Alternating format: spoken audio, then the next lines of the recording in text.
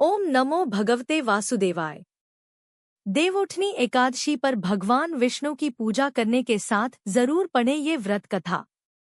कार्तिक मास भगवान विष्णु का सबसे प्रिय महीना है।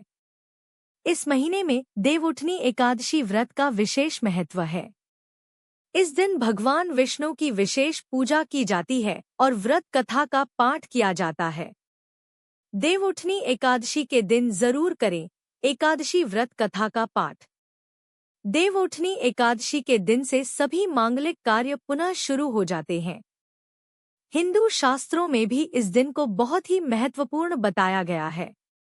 इस दिन भगवान विष्णु की विशेष पूजा के साथ साथ व्रत कथा का भी पाठ किया जाता है। आइए जानते हैं देवउठनी एकादशी व्रत कथा जिसका पाठ करने से यह व्रत सफल हो जाता है। देवउठनी एकादशी व्रत कथा। पौराणिक काल में एक राजा के राज्य में सभी लोग एकादशी व्रत करते थे। इस दिन राज्य के किसी भी व्यक्ति को अन्न नहीं दिया जाता था। एक रोज दूसरे नगर से एक व्यक्ति नौकरी मांगने के लिए राजा के दरबार में आया। उसने राजा से नौकरी की प्रार्थना की। उसकी बातें सुनकर राजा ने कहा, मैं नौकरी तो तुम्हें दे दूंगा, लेकिन एकादशी के दिन तुम्हें अन्न नहीं दिया जाएगा। यह बात सुनकर नौकर खुशी से झूमने लगा और हंसी खुशी उसने शर्त मान ली। लेकिन जब एकादशी व्रत का समय आया, राज्य के सभी लोगों ने व्रत रखा, लेकिन वह नौकर राजा के पास अन्न मांगने के लिए आया। राजा ने उसे फलाहार का सामान दिया, लेकिन वह गिड़गिड़ाया कि इससे उसकी भूख नहीं मिटेगी और वह भूखा ही मर जाएगा। राजा ने उसे अपनी शर्त दोहराई। वह व्यक्ति बोला कि उसके लिए अन्न बहुत जरूरी है। राजा ने उसकी दशा देखकर उसे भोजन के लिए आटा, दाल, चावल दे दिया। वह नियमित रूप से एक नदी के किनारे गया और उसने भोजन पकाया। भोजन पकाने के बाद उसने भगवान को निमंत्रण दिया और कहा, है भगवान, अपना भोजन कर लीजिए। भक्त की पुकार सुन प्रकट हुए भगवान। अपने भक्त की पुकार सुनकर भगवान विष्णु चतुर्भुज रूप में प्रकट हुए और भोजन करने लगे। भोजन के बाद वह वैकुंठ लोक चले गए।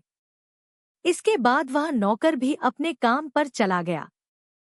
जब दूसरे मास में एकादशी तिथि आई, तब उस नौकर ने राजा से दोगुना अनाज मांगा। जब राजा ने इसका कारण पूछा तो उसने साफ साफ बता दिया कि पिछली बार उसका सारा खाना भगवान कर गए थे, जिस वजह से वह भूखा रह गया था।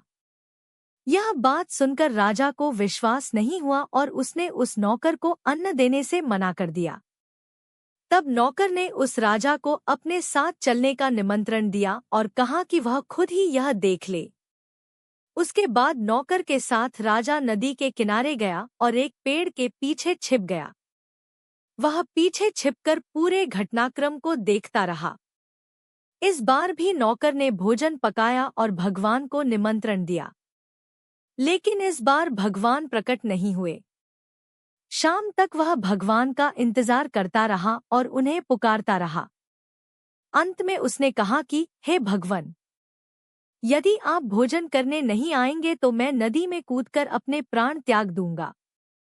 राजा को हुआ ज्ञान। वह नौकर जैसे ही नदी की ओर बढ़ने लगा तभी भगवान विष्णु प्रकट हो गए और उन्होंने अपने भक्त के द्वारा बनाया गया भोजन ग्रहण किया।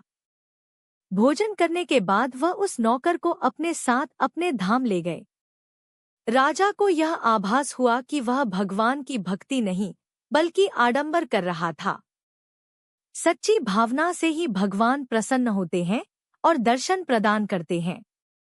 तब से राजा भी सच्चे मन से एकादशी का व्रत रखने लगा और अंत में उसे स्वर्ग की प्राप्ति हुई। कृपया चैनल को सब्सक्राइब, लाइक, कमेंट और शेयर करें।